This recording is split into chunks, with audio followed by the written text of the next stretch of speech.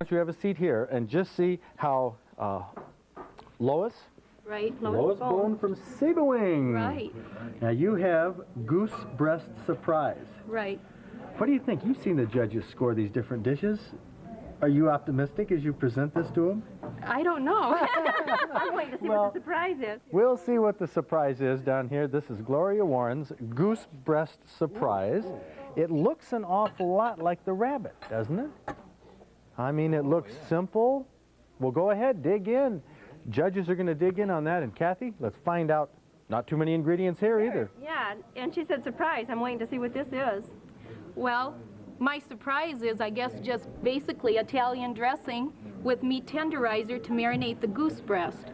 The oil in the Italian dressing seems to make the breast stay moist. That's right. Now, this is goose breast. Yes. Now, see, a lot of people probably haven't seen that, but it's very, very dark meat. Waterfowl is dark Looks because, like venison. well, they fly all the time, and that's what makes dark meat. That's why chickens, they don't fly, so they have a white breast.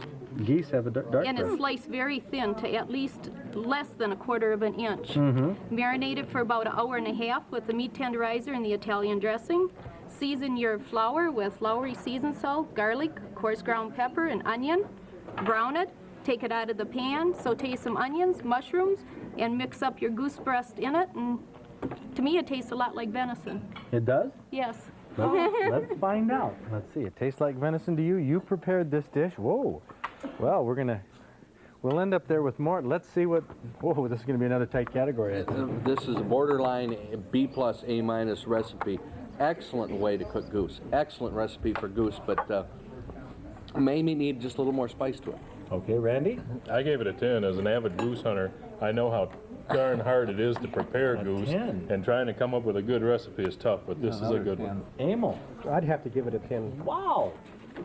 Amazing. And Mort? I'll give it an 8. Tell me how you first came across this recipe. Well, anyone who goes goose hunting, you know, you either get a goose that should have kept flying because it's so tough. So I decided one day to just take the breasts, and I figured with the meat tenderizer and the Italian dressing with the vinegar in it to marinate it, it made it very moist. And we usually eat it either in a sandwich with a hard roll or with meat and potatoes. Make a great sandwich. Cold, too. Yeah, delicious. Well, I tell you, Randy, on a recipe like this with goose breast, what else could you use this for, this recipe? The recipe, aside from the goose itself, I'd say you could do this very easily with rabbit. Venison, pound it out real thin and marinate it. I'd say virtually any wild meat would be good with that recipe. Duck breast, too. Waterfowl? Okay, this is, all of these recipes, by the way, are in our recipe book, our Fish and Wild Game Classics. Why don't you come back here? Come on up here. Gloria Warren from Dearborn Heights. Let's see. Have we looked at the scores? Let's take a look at the scores. Rabbit, you got 29 on that, and the Goose Breast Surprise, which was a surprise, a surprising 36 points. You must have done quite an accomplishment, taking those old, tough goose breasts, turning that into something that is not just palatable, but drew 2 10s from our judges. Be sure to call the number at the bottom of your screen during this live 1-hour Michigan Outdoors with Mort Neff special wild game cooking contest, and you will receive, for I believe a $60 pledge on most of the stations, our Fish and Wild Game Classics cookbook. You'll also receive the Outdoor Digest for a year, your membership decal, membership card, all kinds of benefits. And one of you, the winner, will receive a trip for 2 with your husband to a resort for 2 nights. How about that? And we have 2 dinners and 2 breakfasts. Let's see what we have coming up here. Let's get we'll bring you back. Oh, look at this. Look at this. Come over here, Gloria. And, Morels. Morels. Michigan morels. Michigan Morels will be coming up very soon. Folks, this is the type of programming I think that public television is made of. Oh, Things absolutely. for special audiences we have venison chops. Marinated grilled. Marinated grilled. You did these on a grill? We did it on a grill, and it's marinated with black pepper, rosemary, garlic, and a burgundy wine. Oh, I tell you, we're going to give these judges a real treat, give you folks a real treat. You have kept us on PBS for now going on our 5th year. Please keep calling, keep supporting Michigan Outdoors. We're going to be right back, so stay tuned.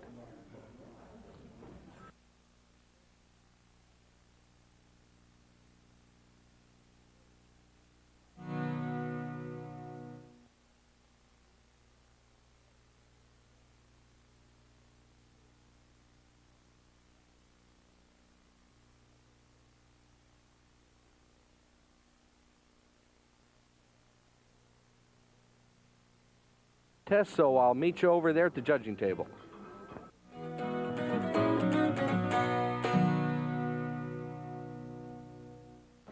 Well, I guess it had to happen. Our first recipe contest here. We have a broken-hearted contestant. Wes Googler. And the Wes, judges haven't even tasted oh, it the yet. judges haven't tasted it, and poor Wes is squirming. What happened, Wes? Well, the thermostat on the stove went kaput.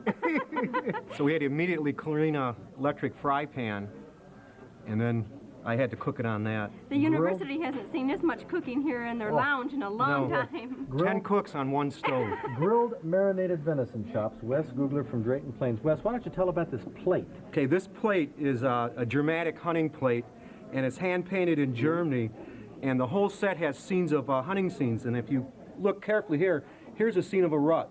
There's a buck chasing a doe.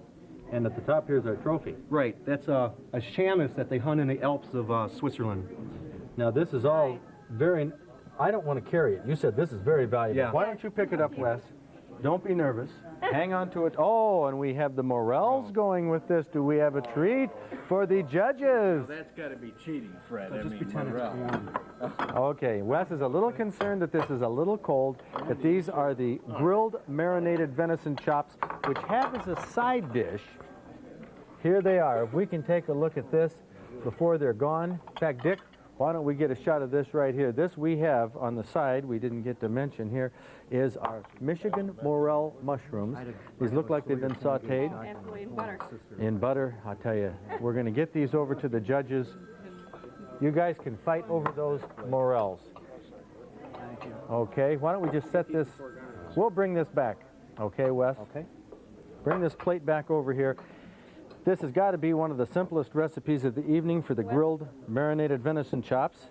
How do you cook them, Wes? Okay, what I did was you just marinate it with burgundy wine, rosemary, some parsley, and cracked black pepper, 24 hours or 36. And it looks sort of purplish like It'll this. take the color out of it. Because of the red wine. And then I get the grill searing hot, so then that the flavor is put right into the meat, and none of the juices will leave the chop, you know, to enjoy. What about it's- the garlic? The garlic is just one of the also recipes, the ingredients of the recipe. Okay, in the marinade. Right. Real simple. That's simple. Oh, it looks good. And, It smells great. and, It's got such a good aroma. The grill I had is from a UP buck camp. The grill? Yeah. Okay. Uh-oh. Mort Neff made a And I think, Wes, I think you're going to be real happy with this. Bob Garner gives it. Perfect. 10. Couldn't do any better. It's, I'd eat this 7 days a week. That's great, great stuff. The oven wasn't working. And that's before I got to the morels, it was great. Oh, 10, obviously. Randy Bell. I gave it a 9. I think maybe the marinade is just a little bit too long. I think we lost a little bit of the venison flavor. Could it have been because the grill wasn't hot, the stove that didn't work out on the stove? No, I don't think the searing end of it has anything to do with the marination. Okay. So if you marinated it for less time? I'd say a little less time. I think we lost a little bit of the flavor of the venison and the context of the chop. But you got a 9. You gave it a 9. It's got a good flavor. Oh, okay. Emil Dean? I gave it a 10. I thought it was great. Wow. It's cooked just right. And you don't mind the heavy marinade? No, I kind of enjoyed that. You like that? Now let's see what Mort Neff says about Well, this. I think it's way up there in the venison world of recipes, and I'm going to give it a 9, a good fat 9. Holy cow. Bob Garner, who's still eating and has his mouth full right now, even as we It's a speak. 38. I can't wait to see the next recipe. A 38. 38. We only have 2 points here. a Wes 38 Googler Magnum. from Drayton Place. Come on over here, Wes. Sit right down there while we go to Debbie West with venison baked chops. Debbie, this is... Well, you probably thought you had it made in the shade when that, thought so. when that stove went out. The stove went out, right. Okay, venison baked chops. Right. Start off here with, 4 chops. 4 venison chops, which, right. of course, look like lamb chops. Pork chops in shape. Then what? It's over. This was an original pork chop recipe. Okay, shake and bake the chops. I'll take this over. Nutmeg, right. You Flour, can take that over. sugar, cinnamon, and 4 cups of apples on the bottom. Okay. Apples and cinnamon and shake and bake. Right. Shake and bake. That's just makes Pork it a little shake and bit. bake. Yeah, for pork, it works out real well. It gives it a little bit of crispy, a little bit of a coating, and Well, pork has a lot of fat in it. Okay. doesn't it? Yeah, I mean, pork has an does. awful lot of fat. Yeah, pork and chops this do. venison, these venison chops here, let's take I one out. trim them. I trim them, and Yeah, I but- trim the pork too. But you always trim your venison chops, Yes, don't you? right.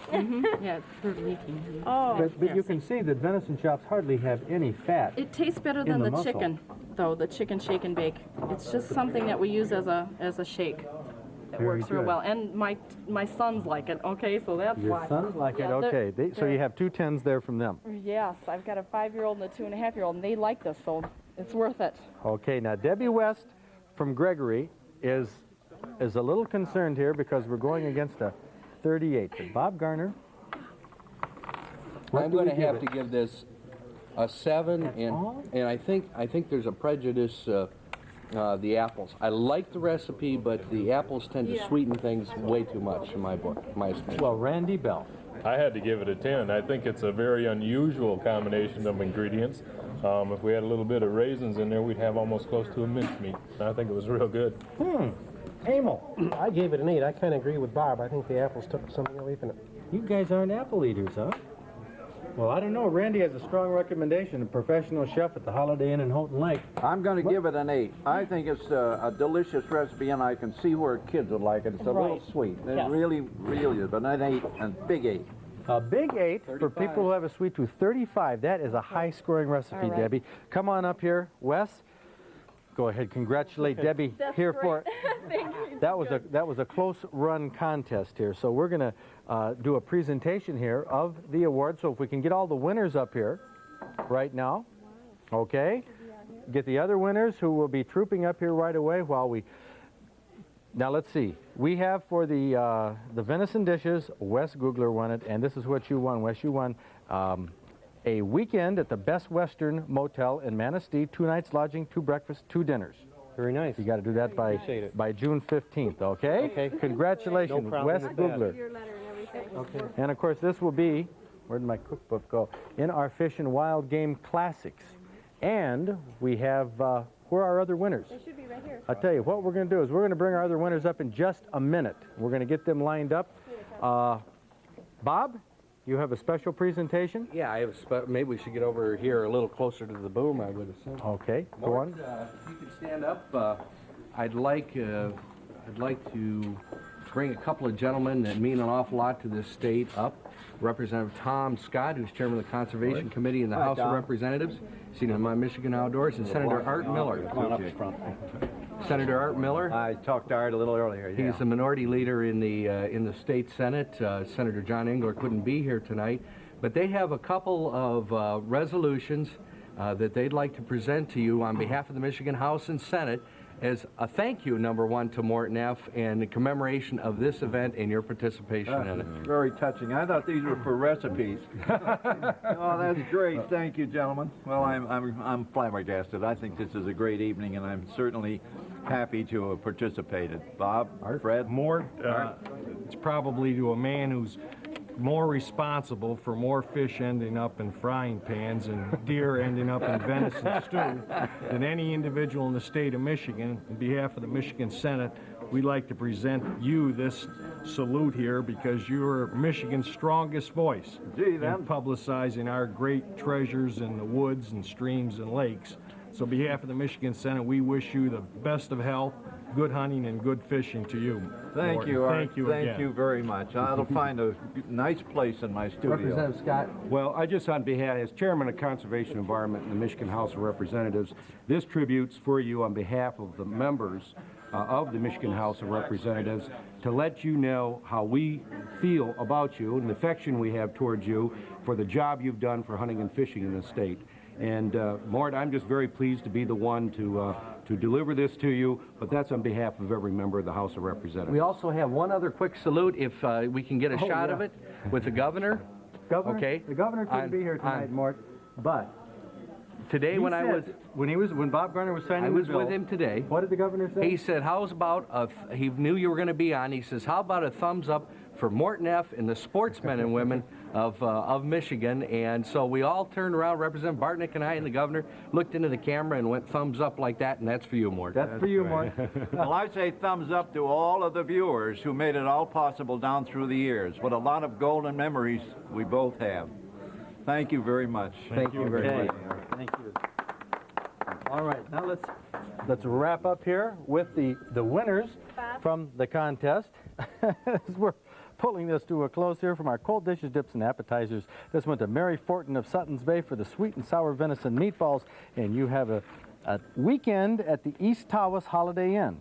2 nights with the meals, and that expires March 31st, but you can get up there, can't you? Oh, definitely. For a getaway weekend? Definitely. Okay, for chowder, soups, or stews, this went to David Guffey from Swartz Creek for venison Chafleur. Chafleur. Just wanted to make sure how that was pronounced. Ramada Inn in Ludington, 2 nights, 2 breakfasts, 2 dinners. You can't beat that. Get up there and fish with Pete Rubianis and the fellas. And we have, this was a real squeaker, wasn't it? Okay, and this came out to be, let's see, Nancy. Yeah. With the cream cheese fish rolls. Right. Just 1 point away. Holiday Inn Alpena, 2 nights lodging for you and your husband. Have a good time up there. And our small game dishes, the rabbit. Let's see, this was a goose breast surprise, which knocked the socks off the judges. I'll tell you that.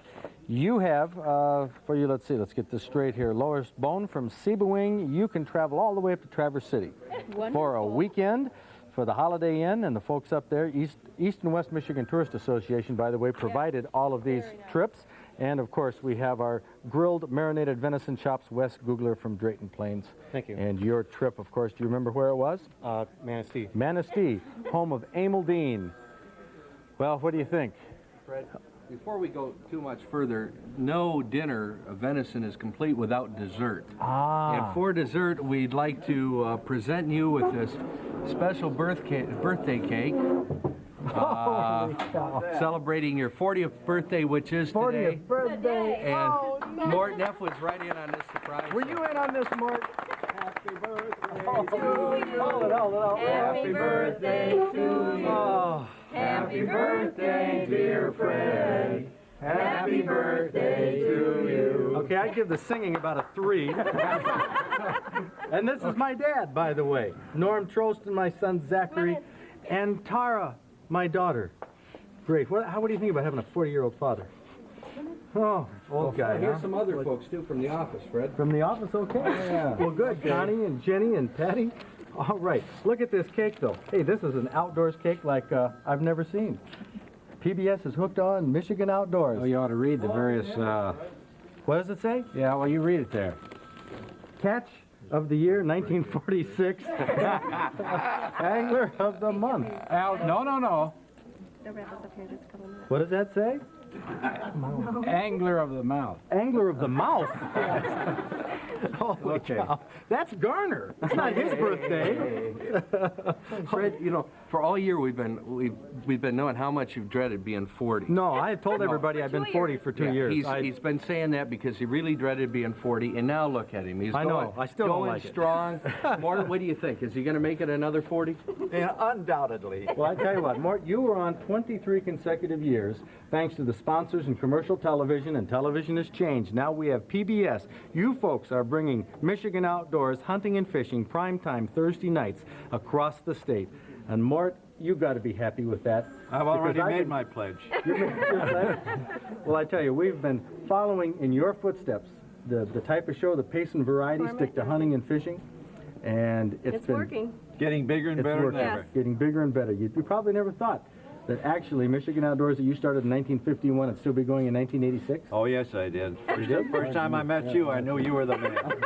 Let me tell you, talk about ages. Mort, and I'll give this away, Mort was 65 when I started working for him back in 1968, and I was 21. Would you ever hire a 21-year-old again? Anytime, sure. Well, you're being nice now, Mort. It's gotta be. No, that adds a new dimension to it. He did too. He Well, really brought it back. It took me a little while to come around and realize how smart you were, because I had all the answers when I was 21. What's your pa? Is your pa smarter now than he was? Oh, I tell you, I wished I would have listened to that advice, especially about save your money, things like that. Become an engineer? I tell you, folks, thank you very much. We've had a great wild game cooking contest. Thanks to Mort Neff, all the participants, and to you who make PBS work. Please call your PBS station right now. Michigan Outdoors is made possible in part by a grant from the Stroh Brewery Company, who also bring you Stroh's and Stroh Light, fire brewed for smoother taste.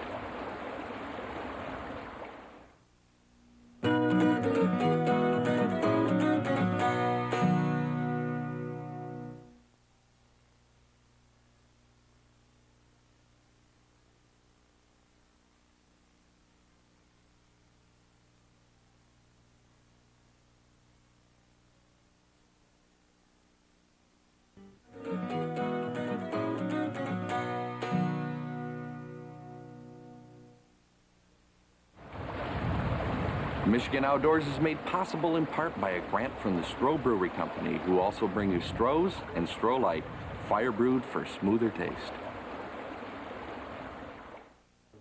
What a meal we just served here on Michigan Outdoors. Mort, Neff, you had 10 exotic dishes. Oh, they were marvelous. I tell you, that brings back memories of the old wild game cooking contests we used to have with George Perot. A lot of people remember that. Oh, great contest. What a great show for 23 years, Michigan Outdoors with Mort Neff. And the pattern that I'm following is no secret. Those of you who watch Michigan Outdoors see the similarity, the pace, the variety, the hunting and fishing coverage, and also the way I open the show, Mort. Give me one more lesson. One more lesson? I need another lesson. I can't give you a lesson. Give me a lesson, Mort. I know you can. Hi, folks. Come on in. 7:30. It isn't 7:30. Thursday night and time for a close-up of Michigan Outdoors. From the rugged shore and woodlands of the north, its history of copper mines and iron ore, the Great Lakes fisheries. To the farmlands of the southern counties, we'll look around again at all that waits the sportsman in the state of Michigan. And sometimes when the moon brings out the diamonds in the snow, and the stillness of the forest lies encased in Arctic cold, the wind might whisper through the trees, listen if you can, it tells you of the beauty in this state of Michigan. Well, we just finished the wild game cooking contest with this recipe book, Fish and Wild Game Classics. All the recipes will be in that book. But of course, Mort, when we talk about wild game classics, who could top all the Michigan Outdoors cameramen over the years? Oh, Howard Shelly. He was the numero uno, I'll tell you that. And when Howard came on the show, we turned him loose, and he always came up with a wildlife oddity that just couldn't be beaten. I remember so many of them, and so do you. In fact, you have one of them to feature tonight. We have one to feature which is very suitable for our wild game cooking contest. It's called The Deer Who Came to Dinner. We had a call from this Mr. and Mrs. Farmer, as I shall call them, over near Vermontville, just 25 or 30 miles west of here. Come on over, Mr. Shelly. We have something of interest for you. So I drove over, arriving well before daylight that morning.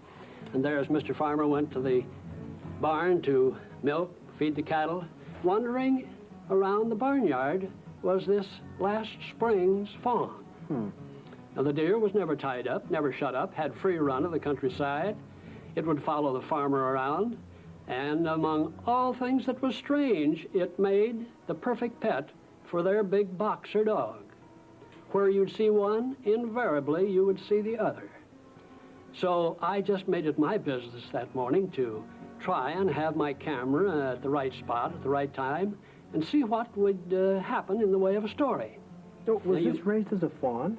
It just came in wandering from the woods one day, and from then on just stayed around the farm buildings, but in the afternoon it'd go back to the woods, next morning it'd return to the farmstead. Amazing. Now, Mr. Farmer goes to the granary, and when you see that young deer hop around right there, you know what's coming up.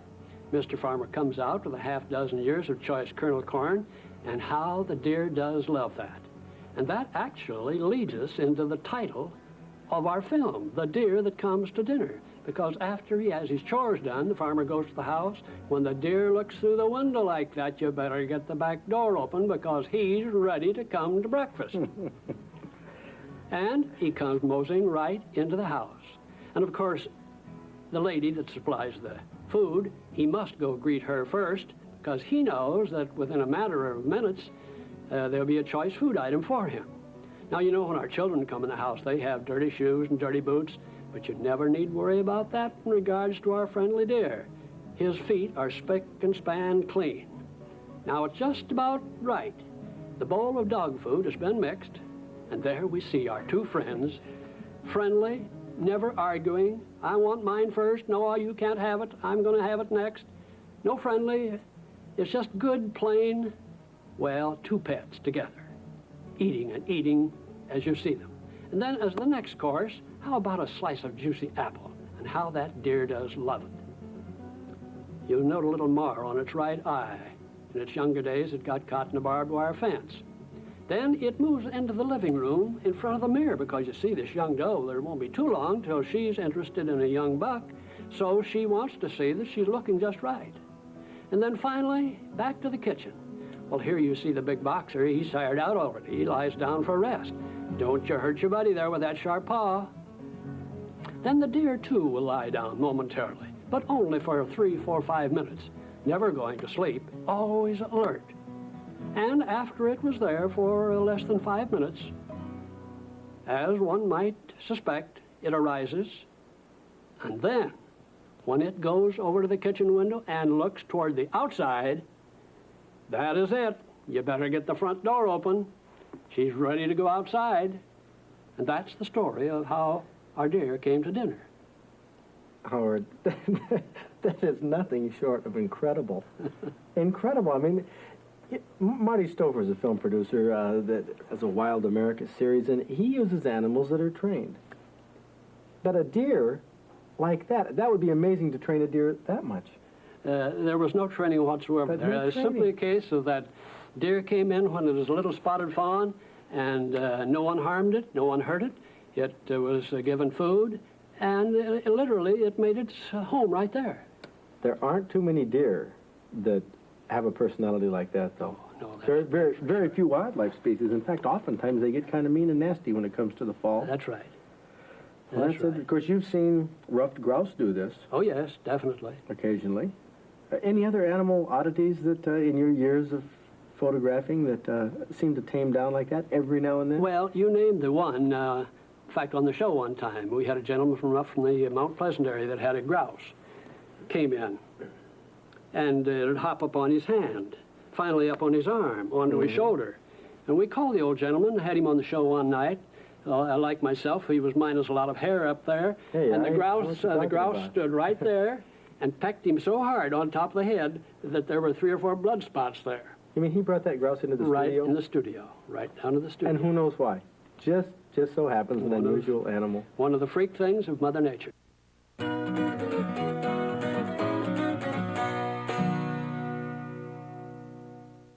Howard Shelly was tops, Mort, when it came to those wildlife films. You know, they were just one of his gems.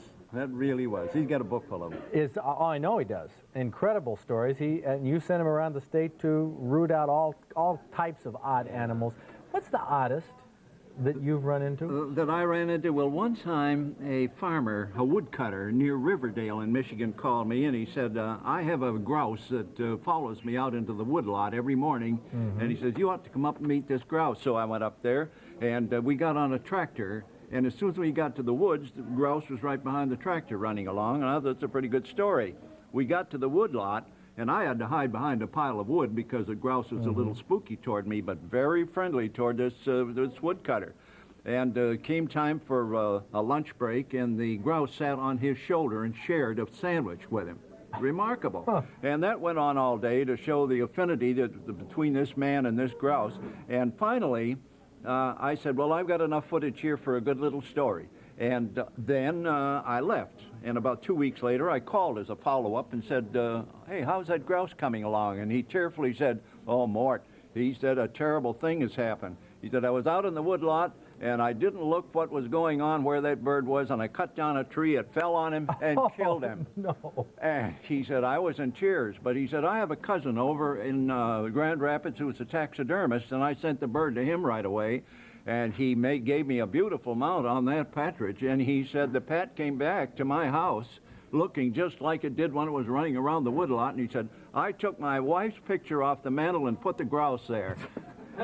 And I want to tell you, it nearly broke up his home. But his wife now tells me that grouse has gone to this man has passed on, and now his brother has it in Denver. The same grouse. A grouse with a tree.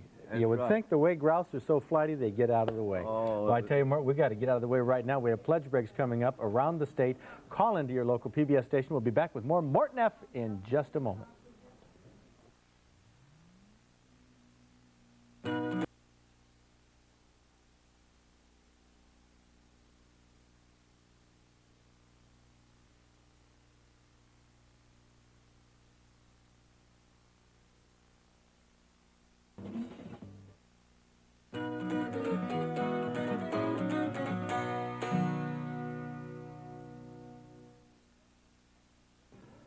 Here we are on our pledge special. We're just completing what is actually 2 hours of live broadcasting, Mort. This is a long haul, isn't it? It's a long haul, but it's worth it. I tell you, I take great pleasure in seeing these pledge programs come out on PBS up where I am, up in Harbor Springs on Channel 9, and they are doing a great job up there. Talk about loyal listeners. You really got them. You break all records. You started them. You got them not just warmed up, you got them hot. So I hope I'm carrying on the Mort Neff tradition. Bob, outdoor headlines, you got some good ones. Well, we've, as a matter of fact, Representative Tom Scott, who sponsored the licensing package, was just in here a few minutes ago, and he tells me that license fee package, a vote on it in the Senate has been postponed. It looked like maybe it would come up this week, that there would be the votes, but it has been postponed. I think they're digging around for just 2 or 3 more votes. Also, the pheasant release, this is the greatest release, I think, since Marco Polo brought pheasants, Mort, to Europe. Pheasants, a Sichuan cross with a ringneck pheasant, blackneck ringneck cross, will be released up in the Thumb area next Tuesday, and also there will be pheasants of that cross nature released into Ottawa County. Hopefully pheasants are on their way back. And also the governor this morning held a ceremonial signing of the bill to allow handgun deer hunting in southern Michigan. He said he was proud to sign that bill. When some of the people thanked him for it, he said, no, he says, don't thank me for it. It was just the right thing to do. It'll be a good thing for deer hunting in southern Michigan. We have a real champion in our governor for hunters, hunters and the fishermen and all the sportsmen in the state. He has an eye for what's good for us. Thank God. I didn't think it was going to turn out that way, but Bob has surprised me in the headlines we've been able to pull out after the last election, because we lost a lot of good friends in the House and Senate. We sure did, and I was surprised too, but we've got a lot of good friends left. Some of them you see every week or so on Michigan Outdoors. Fred, we get some mail too. Oh, do we get mail? Yeah, Mort and I used to share opening the letters. I wish you could come down and help right now. Yeah. This one from Bob Kuntz of Auburn Hills, Michigan. He writes, he says, well, turkey hunting last year we found a number of eggs, which I believe are turkey eggs. They were scattered around by a predator. Some were broken and some were whole, but were within a 50 to 75 yard area. Do you think they were moved while the hen was off her nest, or was it too cold for a hatching period? We could not find anything around that looked like a nesting site. Evidently, Bob thought when he saw these eggs scattered around that maybe the hen turkey would defend that nest and fend off predators. I think she might have been out for an afternoon stroll, which is typical during the nesting season. It certainly wouldn't have been the cold weather, and a raccoon or maybe even a skunk got into Or it. a crow. And I'll tell you, I can remember filming a hen turkey sitting on a nest for 45 days, not knowing that they were not fertile eggs. She just stayed there. They're very devoted. Yes. Certainly. Very sharp. They're sharp in their senses, but not too sharp upstairs, turkeys. Okay. Now we have another letter here, Next Bob. letter, too, from Frank Ruskowitz of Marine City. He writes, he says, in regard to the question in the January-February digest on muddy tasting fish, I found 3 things to improve the taste from fish of this nature. 1, fillet and skin. 2, remove any red or dark area along the lateral line. 3, soak in cold, lightly salted water overnight in the refrigerator. This should remove most of the off taste. Sometimes fish will pick up a muddy flavor from lying on a stringer too long. It's a good idea to ice or clean your fish as soon as possible. From Frank who? Frank Ruskowitz of Marine City, Michigan. Good job on his name, Bob. We got a lot of those long names with the C's and the Z's. What do you think, Mort? You've tasted fish from lakes all over North and South America, probably a few in Europe, and there are some lakes where the fish taste a little strong. That's right. That's right. That, of course, has to do with the food they ate and the habitat. But the best fish I ever tasted in Michigan, of course, I think everybody will agree, is the walleye pike. There's nothing to beat that. As far as saltwater is concerned, the Arctic char. That is a champion. Oh, golly, I wish we could raise those here in the state. Had some of those in Iceland. Yeah. This past year. That was super. We're going to go to the outdoor calendar. Outdoor calendar. Outdoor calendar right now. Some of the events coming up around the state that you're going to want to tune in on. There's a camper show this Thursday through Sunday at Port Huron. That's sponsored by the Michigan Association of Recreational Vehicles and Campgrounds. Saturday, the Red Cedar Fly Fishing Club is holding a workshop in Okemos at the Kinawa Middle School. Saturday and Sunday, young hunters can take their mandatory safety education course at the Point Moulier shooting range. The Detroit Sportsmen's Congress is holding their Les Cox Memorial Rifle Match also on Saturday and Sunday. Monday and Tuesday, Groves Honda in Muskegon will be the site of an ORV certification class, and there's a turkey hunters workshop at the Howell High School next Wednesday night. The Paul H. Young chapter of Trout Unlimited is holding a banquet next Thursday night at the Royalty House in Warren. Saturday, March 15th, the Michigan Wildlife Habitat Foundation and the Cooperative Extension Service are holding a habitat conference on the Michigan State University campus. Saturday and Sunday, March 15th and 16th, I'll be at the Blue Water Sport Fishing Association Fishing and Outdoor Show at Port Huron.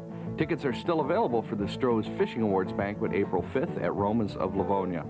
Fred Trost Fishing Workshop will have an all-star lineup of fishermen you've seen on Michigan Outdoors. Now that's Saturday, April 12th at Okemos High School. And don't forget Fred Trost Outdoor Fair. That's June 27th through the 29th at Houghton Lake. If you missed a number, you can get it by calling the Michigan Travel Bureau at 1-800-292-2520. And that's a look at a lot of upcoming events on the Michigan Outdoors calendar. How about this? Our live PBS special with another special guest, if it isn't Ed Groves. Happy birthday, Fred. Ed, good to see you. Good to see you. You've been out studying television and getting a master's degree? Yeah, some of that. As a matter of fact, I graduate this Saturday. I'll be doggone. Yep, I put on the gown and the whole bit. You were in on the birthing pains of this program. That's right. We had plenty of birthing pains. That's a good way to put it. I'll tell you. Great. Yeah, well, Mort knows. I tell you, I've talked to you, Ed, a lot about Mort Neff and what he said in the pace and variety. And we followed it, and we found that it worked. It works, absolutely. Right. Thank you. I'm flattered. You weren't in on this trip, Eddie, that we did last summer, but let's take a look at some tape when we took Mort Neff out with Pete Rubianis, and you know the fishing action we've had with Pete. Oh, yeah. Well, we had some action right here. How many fish you suppose we had hooked at once? 6. 5. You overguessed it, Ed. Doggone. Yeah, you knew Pete was good, but you see, we didn't have enough rods there. There's still 1 or 2 rods set, but there's Mort cranking in well, it was probably about a 10 or 12 pound Chinook. Yeah. There were 4 rods across the stern and 2 outriggers on the side, and 5 of them hooked fish at the same time. And by golly, we caught 4 of those fish without any cross lines or any foul-ups. It was a remarkable day. You know, Fred, we ought to talk about the coming season for salmon, because it won't be long, right after ice is out, that southern part of Lake Michigan comes to life. Oh, it comes to life. Those little cohos are delicious eating. They've caught a few through the ice in Saginaw Bay. Have they up there? Catfishing for perch. Say, that's going to be something. But the ice, of course, will go out earlier in the southern part of Lake Michigan. And slow trolling in 4 or 5 feet of water down there is a highly productive sport. Right next I'll to be shore. down there, round off Michigan City. And around there, you can catch fish on small spinners with very light spinning tackle. Get a lot of action out of these little 1.5 2 pound cohos, and you talk about eating. Oh, I know it. They are just great. But, you know, there's nothing that compares to the type of action you get on a salmon boat when you have 5 fish on at once and they're all in the 5 to 20 pound category. Pete Rubianis yelling at the top of his lungs, I'll bet, the whole time. Hook it, move it, switch the lines. I tell you, that was excitement. Yeah. There's another fish aboard. We just took them in one after another. Bob Garner manning the pliers. And the salmon fishing just seems to get better and better, I think, because the fishermen get better and better. And the gear gets better and better. The gear gets better? You don't forget that. It's getting highly electronic now, too, with the fish finders and all of the downriggers that are so beautifully engineered. It really is something. And there you are, Mort. You still have one on, I think, there. Yep. Well, probably a rubber boot. Yeah. I doubt it. I doubt it. Well, I tell you, what do you think, Mort? You just completed 2 hours here with us live. I've enjoyed every minute of it. I think you're doing a great job, and I'm cheering for you, and I hope that all of our friends out there in PBS land are going to pledge plenty to keep Michigan Outdoors on the air. Well, they have been. They certainly love the tradition that you started, and I am glad to say are a part of on this special evening. Hey, this was the greatest night I've had in my 5 years of Michigan Outdoors, Mort, due to you. I'm very gratified. Thank you very much. Thank you, and thank you, folks. Thank you.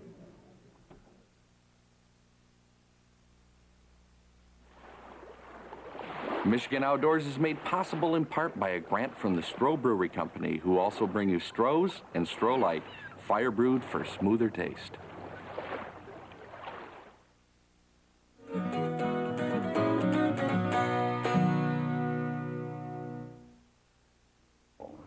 Just got a few more minutes to talk to you and to go over this special a little bit. This has been a very, very special night for me. I grew up with Mort Neff. I didn't grow up with him. I grew up watching him every Thursday night. There was no battle over where